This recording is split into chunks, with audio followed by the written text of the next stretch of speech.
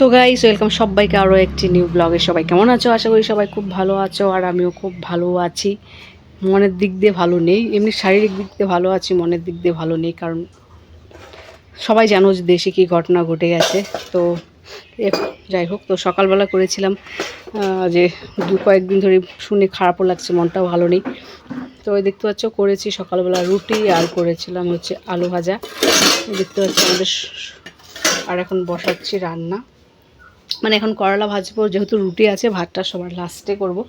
করলা ভাজবো আর মাছের ঝোল করব। ঝোল করব না ঠিক, মাছের একটা মাখা মাখা একটা সবজি করব। বাঁধাকপি আছে, বাঁধাকপির ঘন্ট করব। তো করলা ভাজাটা বসে গুবলু পেছনে খেলছে।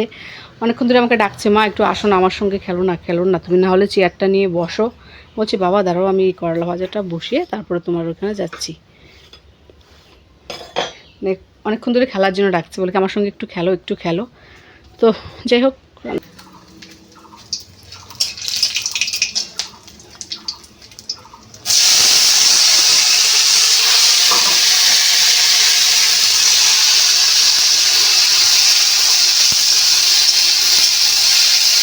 আর এই যে লবণদানিটা,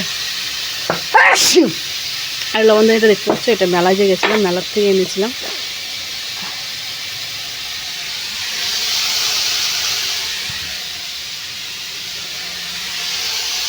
ও বা হ্যাঁ, কি কি দিব? ওটা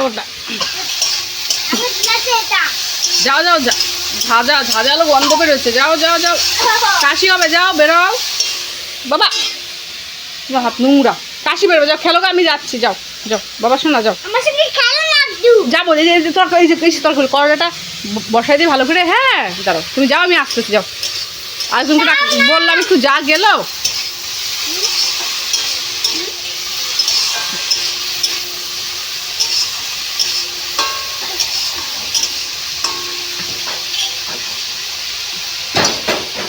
বাবা আলুগুলো পাড়ায় না এভাবে, আলুগুলো রাখার জায়গা ছিল না, তো রান্নাঘরে রাখা হয়েছে।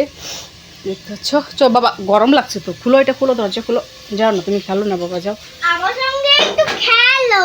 দাঁড়াও। তো করলা ভাজাতে না একটু পেঁয়াজ দিয়ে দিলাম, ভালো লাগে করলা ভাজাতে পেঁয়াজ দিলে। নিরামিষভাবে এমনিও তো করলা ভাজা বেশিরভাগ মানুষ এমনি খায় পেঁয়াজ ছাড়া, কিন্তু পেঁয়াজ দিয়ে ভাজলে না করলা ভালোই লাগে খেতে।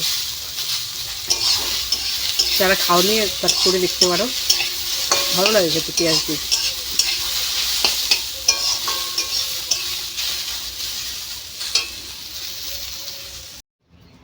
তো ওইদিকে দেখতে পাচ্ছ বাঁধাকপির ঘন্ট হয়ে আছে, এদিকে ডাল বসিয়ে দিলাম, আর একটাতে বসিয়ে দিলাম ভাত।